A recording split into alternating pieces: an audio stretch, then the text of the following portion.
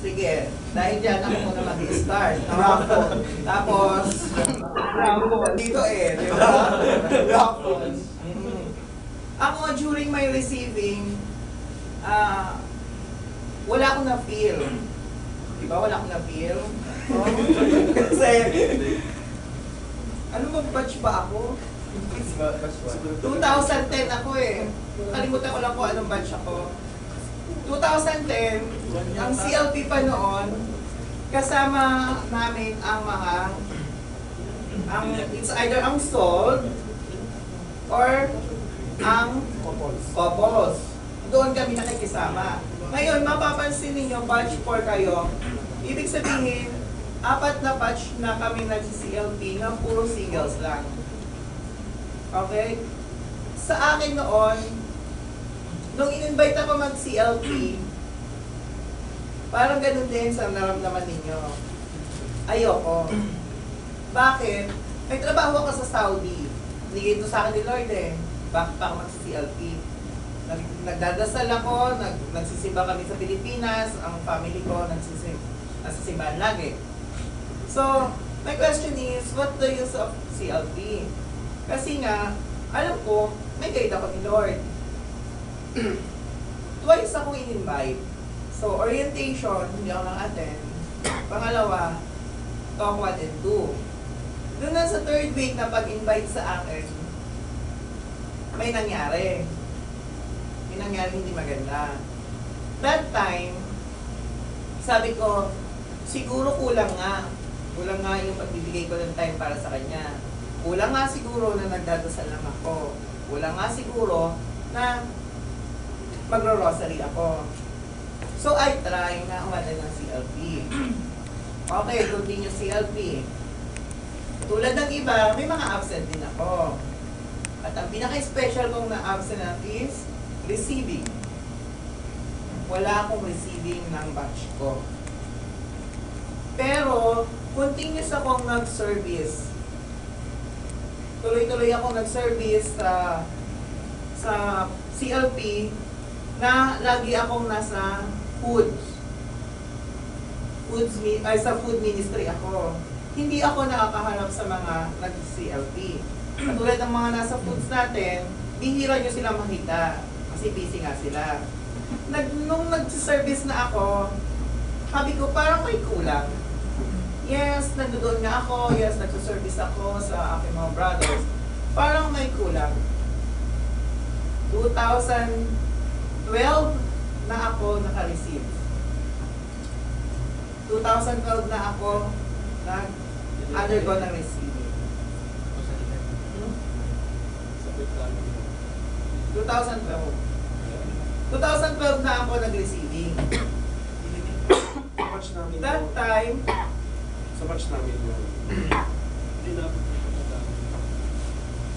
That time, doon ka lang naramdaman na mas marami pa palang pwedeng ibigay sa akin si Lord. Na hindi lang pala ako sa foods committee or sa food committee na babagay. Doon ko naramdaman na ay may iba pa palang pwede akong i-discern. May iba pa pala akong pwedeng gawin bukod sa pagluluto. Pagkatapos ng receiving, nagkaroon uli kami ng CLP. Doon na ako nag-start maging DGL. DGL, which is yung nagdi-discuss sa inyo. Nagsimula din ako dyan. Na ngayon, household leader na ako.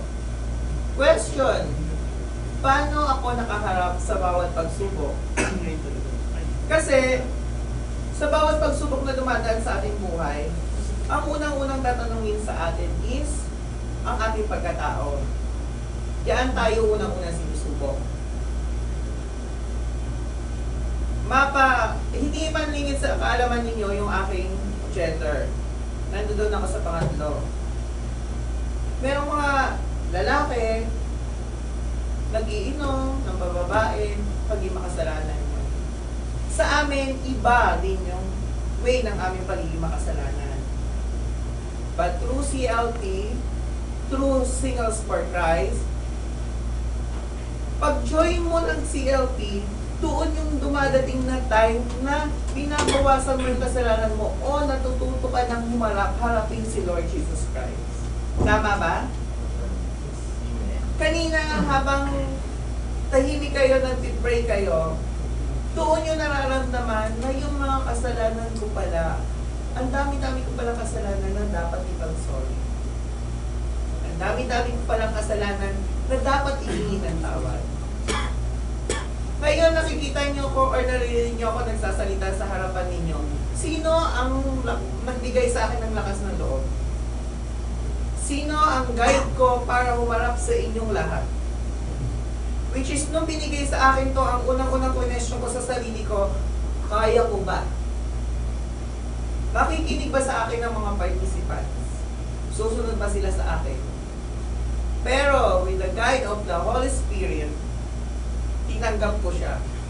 Kasi bilang anak ng Diyos, kada ibibigay niya sa atin, kada ipagkakaloob niya sa atin, ang lahat ng yan ay regalong mula sa Kanya.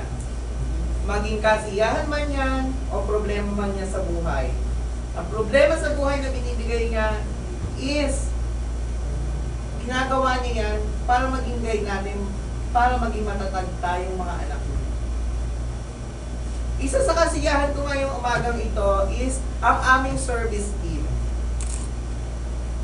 Natuwa ako kanina nang nag-opening prayer kami, ang dami-dami namin. Which is sabi ko, sapat na siguro yung pinaghirapan ko na araw-araw ipagdadasal ko ang aking service team at ang aking participants. Sapat na siguro na binigay sa akin, iniregalo sa akin ng Diyos na makapagsalita at bigyan ng lakas ng loob sa harapan ninyong lahat. Amen. Sa araw-araw or sa linggo-linggo, nakaharap ako sa inyo lahat. Ang mga tito sa ating kinakausap ko, Tito, bigyan mo naman ako ng lakas ng loob. Bigyan mo ako ng guide para humarap sa ating mga participants. Sila lang din yung mga nagpapalakas sa akin ng loob. Sila lang din nagbibigay sa akin ng guide. Pero lahat yon binigay sa akin ni Lord. Lahat yon, lahat ng mga tito sa atin, nakikita natin nagsaservice, binigay nila ni Lord yan para sa ating lahat. Bakit? Para maging ruler natin at tanggapin natin as Savior si Lord Jesus Christ. E natutuwa ako sa inyong lahat, lalo na kay Tito Ano at kay Tito Mark na nakahabol kayo. Yes. Maraming salamat dito sa service team. Kung magpasalamat ako sa inyo, sobra-sobra na, pero hindi pa ito graduation. Marami pa kayo, meron pa kayo 2 Fridays na pagdadaanan. Yes. So, yung Holy Spirit na ibinigay sa akin, o yung guide na ibinigay sa akin ni Lord, is nandiyan to serve you, not only kayo, marami pang darating. Marami pang papasok na si Diyos para i-guide namin at ninyo na rin. Okay ba yun? So, ma-share ko na sa inyo ang aking pagiging singles at pinagmulan ko sa pagiging single. Gusto niya mag-share? May kulang pa daw. Ano? Joke. Si Okay. India daw mag-share. Uy, So, ano ko pag-share na ako? Anong gusto niyo? Playwright, playrep? Right na lang. Okay, Right. playwright tayo. Dito tayo kay Tito Lex. Oh, ikaw na. Ayaw mo yan! Dito ka na lang sa una, no? Dito. Yan. Yan. Na. Yan. Oh, sunod-sunod na yan ha. Hindi na tatawagin. Kayo. Palakpakan mo na! Experience ko, pag-receive ng Holy Spirit ngayon, nung bigyan kami ng time para mag-meditate, sobrang pumasok lahat sa isip ko, lahat ng mga kasalanan ko. At sobrang napaiyak ako kanina, dami kong naalala ang kasalanan ko. So, sabi ko, tanggapin siguro yung Holy Spirit. At muna magdadasal muna ako kay Lord. Napatawarin niya ako sa mga kasalanan ko. Para sa ganun, maging magaan yung feelings ko para tanggapin ng buo yung bibigay sa akin ni Lord. So,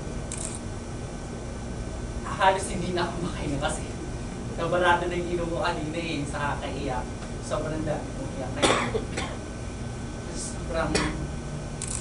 sobrang dami kong kasalanan. Hindi lang kasalanan ko sa ibang tao, kasalanan ko sa kanya kasi minsan nakalimutan ko siya, nawala ang landas ko sa kanya, hindi ko siya pinagkatiwalaan, hindi ako nagtiwala sa kanya, bumaba yung faith ko sa kanya. Yun yung kasalanan ko kay Lord. Kasalanan ko sa mga tao, marami din. Sa akin. Tapos, nung tinawag na ako, ayun, bini-over ako ni Tito Francis, nila Tuloy, kay Tito, basta hindi ko pa. Tapos kanina, as in parang nagigilty akong kaharap yung larawan ni Lord, Mary. Kasi nga, parang nagigilty ako, karapat dapat ba ako mag-receive ng Holy Spirit sa kabila ng lahat ng kasalanan na nagawa ko. Pero tuloy pa rin,